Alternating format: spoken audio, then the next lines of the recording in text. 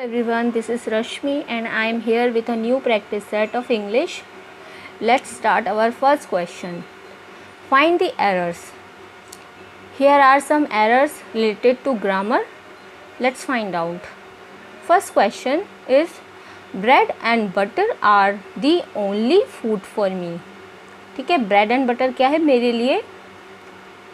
only food है. ठीक है, यहाँ पे only है यानी कि एक फूड. वैसे ब्रेड एंड बटर का आपका मीनिंग होता है किसी की इनकम से रिलेटेड. ठीक है, it is the only source of income. तो यहाँ पे जो ब्रेड एंड बटर है ये सिंगुलर कंसिडर किया जाएगा. ठीक है, तो यहाँ पे हम आर नहीं होगा. ठीक है, आर हमेशा प्लूरल के लिए आता है. तो यहाँ पे आपका हो जाएगा is. Bread and butter is only source of food for me. Only food for me. Next question है, the angry man walked hurriedly into the crowded room and shouted loud at the guest. जो angry man था वो बहुत जल्दी में गया कहाँ पे? crowded room. crowded मतलब भीड़ भाड़ वाले रूम में गया और किसके ऊपर चिल्लाया? shouted loud, बहुत ज़ोर से चिल्लाया at the guest के ऊपर. तो यहाँ पे देखिए जो है शाउटेड लाउड, तो यहाँ पे लाउड क्या कर रहा है? शाउट को मॉडिफाई कर रहा है. ठीक है, तो ये हो जाएगा लाउडली. Shouted loudly. नेक्स्ट है हमारा, when Shankar Singh came after a hard day in the office he found his wife had slept. ठीक है, यहाँ पे अंडरलाइन जो वर्ड है उसे करेक्ट करना है. तो when Shankar Singh came after a hard day मतलब कड़ी मेहनत के बाद अपने ऑफिस से जब शंकर सिंह अपने घर आए तब उन्होंने क्या देखा? He found his wife had slept. तो यहाँ पे देखिए क्या होगा? Sleeping, was sleeping, has been sleeping या फिर नो इम्प्रूवमेंट. तो देखिए he found his wife had slept का मतलब सो गई थी. तो उन्होंने ये अभी देखा, सो रही थी, स्लीपिंग. ठीक है, तो हो जाएगा wife is sleeping. Wife, he found his wife sleeping मतलब सो रही है. None of the guest were introduced. तो देखते हैं क्या होगा यहाँ पे. Introduced, was introduced, have introduced या नो इम्प्रूवमेंट. देखिए यहाँ पे है नन ऑफ द गेस्ट. अब यहाँ पे कोई भी गेस्ट नहीं, none of the guest were introduce. तो यहाँ पे वर तो प्लूरल के लिए यूज़ होता है, जबकि यहाँ पे जब कोई गेस्ट ही नहीं है तो क्या होगा? वॉज हो जाएगा. एक ही सिंगुलर के लिए होता है ना वॉज का यूज़, तो was introduce. Choose the correct opposite word. यहाँ पे हमें अपोजिट वर्ड बताना है. ठीक है, देखते हैं.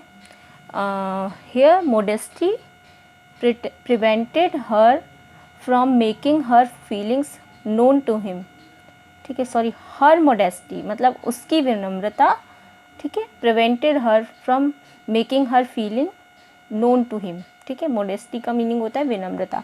अब हमें इसे इसका अपोजिट बताना है. सुपीरियोरिटी, हाइपोक्रेसी, वैनिटी या arrogance.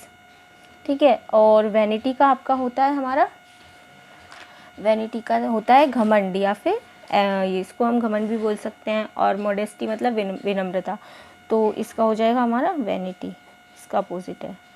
We must realise the futility of wars. Futility मतलब निरर्थकता. हमें वॉर्स की निरर्थकता को समझना चाहिए. वैल्यू, यूज़फुलनेस, इम्पॉर्टेंस और अर्जेंसी. तो देखिए फ्यूटिलिटी मतलब निरर्थक, तो निरर्थक मतलब किसी यूज़ का नहीं, तो इसका हो जाएगा यूज़फुलनेस. इसका अपोजिट हो जाएगा यूज़फुलनेस मतलब यूज़फुल. नेक्स्ट है हमारा, write correct synonym for the word. Correct synonym बताना है. The man is grateful to his master. यहाँ पे हमें ग्रेटफुल का सिनोनिम बताना है. Sorry, annoyed, thankful, indebted. Means इसका ग्रेटफुल का सिनोनिम हो जाएगा हमारा थैंकफुल. नेक्स्ट है, he is believed to be very industrious worker. मतलब इंडस्ट्रियस का मीनिंग होता है बहुत मेहनती. ठीक है, देखते हैं इसका आंसर हो जाएगा हमारा इंडस्ट्रियल मीन्स आपका डिलीजेंट. ठीक है, डिलीजेंट.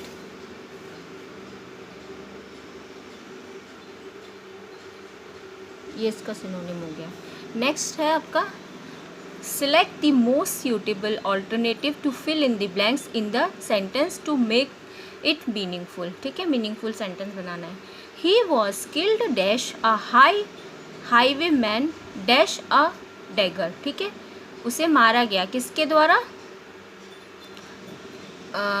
किससे मारा गया, डैगर यानी कटार से। तो देखिए कौन सा फिल होगा, ही वॉज स्किल्ड बाय, तो के द्वारा तो बाय आ जाएगा यहाँ पे, फर्स्ट वाले में तो बाय आएगा।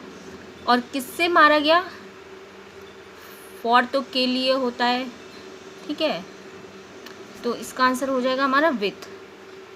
He was killed by a highway man के द्वारा मारा गया विथ अ डैगर, डैगर से। ठीक है, नेक्स्ट है doctors and lawyers dash that adversity will certainly dash their profession adversely. ठीक है, डॉक्टर और लॉयर्स क्या बिलीव करते हैं, believes that advertisement will certainly affect their profession, उनके प्रोफेशन को अफेक्ट करता है। ठीक है, ये बिलीव करते हैं doctors. Choose the one which can be substitute for the given words and sentence. ठीक है, बेस्ट सब्सटीट्यूट देखते हैं क्या है इनका, इम्पॉसिबल टू डिस्क्राइब, जिससे डिस्क्राइब ना किया जा सके। ठीक है, मिरेक्युलस, इनएफेबल, स्टुपेंडस और एपेलिंग। तो इसका जो आंसर है इनएफेबल। ठीक है, science of races of mankind. ठीक है, तो देखते हैं इसका आंसर क्या होगा हमारा, जेनोलॉजी, एपिस्टोमोलॉजी, एथनोलॉजी, सोशियोलॉजी। तो ये जो होता है ये होता है एथनोलॉजी। ठीक है, जेनोलॉजी में हम फैमिली ट्रीज़, फैमिली के बारे में पढ़ते हैं, अपनी फैमिलीज़ के मतलब, ठीक है, उनकी केस हिस्ट्री वगैरह ये सब चीज़ें, हिस्ट्री मतलब जानकारी लेते हैं। और एथनोलॉजी में क्या होता है, रेसेस ऑफ मैनकाइंड। ठीक है, मैनकाइंड का जो कल्चर है उसके बारे में पढ़ते हैं। और एपिस्टोमोलॉजी में किस लिए पढ़ते हैं हम, ब्रांच ऑफ, ये एक ब्रांच ऑफ साइकिल फिलॉसफी होती है। ठीक है, और बाकी सोशियोलॉजी में हम functions and study of develop of structure and function of society, इसके बारे में पढ़ेंगे। नेक्स्ट है इसका तो इसका आंसर हो जाएगा ethnology, C answer. The races of mankind के बारे में हम इसमें पढ़ते हैं। Choose the correct meaning of the underline idiom and phrases in the sentence. ठीक है, करेक्ट मीनिंग बताना है। Our school is within a stone's throw of the railway station. इसका मीनिंग क्या होगा, अ स्टोन थ्रो का, very far off मतलब बहुत दूर, with a certain radius, certain radius में, एट अ शॉर्ट डिस्टेंस बहुत ही पास, within a defined circumference. तो ठीक है, तो इसका हो जाएगा वेरी शॉर्ट डिस्टेंस में, मतलब बहुत ही पास में है। Answer is C. It is evident from the minister statement that heads will roll. ठीक है, तो देखते हैं हेड्स विल रोल का क्या मीनिंग होगा। Transfers will take place, transfer होके रहेंगे। ठीक है, will take place. People will die, dismissal will occur, या फिर leads of department will have, ये लिखा है ट्रांसपेरेंट। ठीक है, ट्रांसपोर्ट, तो ये हो जाएगा डिसमिसल विल अकर। इसमें मतलब हेड्स विल रूल मतलब बर्खास्तगी, बर्खास्त होंगे। ठीक है, select the most suitable alternative and fill in the blank.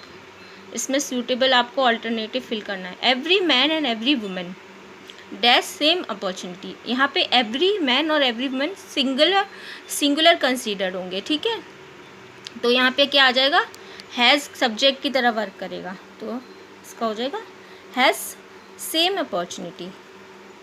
The burglar was taken to the dash police station. तो near police station, next to police, nearest police station, कहाँ ले जाया गया, समीप के जो पुलिस स्टेशन है वहाँ पर। Choose the correct option. Skills of expression are speaking, revising and reading और राइटिंग। तो इसका आंसर हो जाएगा आपका स्किल्स को हम कैसे एक्सप्रेस कर सकते हैं किसी की? आप कर सकते हो कैसे?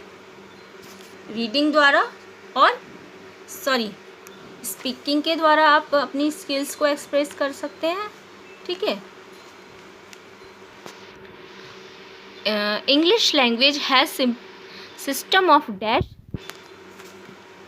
Sounds out of which are the vowel sound. अब मैं इसमें बताना है कि आपको इंग्लिश लैंग्वेज जो है वो कितने साउंड्स का होता है। इसमें टोटल 44 साउंड्स होते हैं, जिसमें से 20 क्या होते हैं, हमारे वॉबल साउंड्स होते हैं। तो ये आपका हो जाएगा answer third. Choose the correctly spell word, ठीक है। परजवेरेंस की करेक्ट स्पेल्ड वर्ड होगा ये, ठीक है, परजवेरेंस। ओके, नेक्स्ट क्वेश्चन इज, इसमें भी आपको इसमें सैनिटोरियम की सही स्पेलिंग बतानी है। मीन्स पागल जो बोलते हैं ना, जहाँ पे आरोग्यशाला मतलब आश्रम होता है, जिनकी दिमागी हालत ठीक नहीं होती उन्हें सही करने के लिए जो होता है वो होता है सैनिटोरियम। तो ये थे कुछ questions related to English, and I will come in my with some new question in my next video. If you like my video, please like and subscribe my channel. Thank you everyone.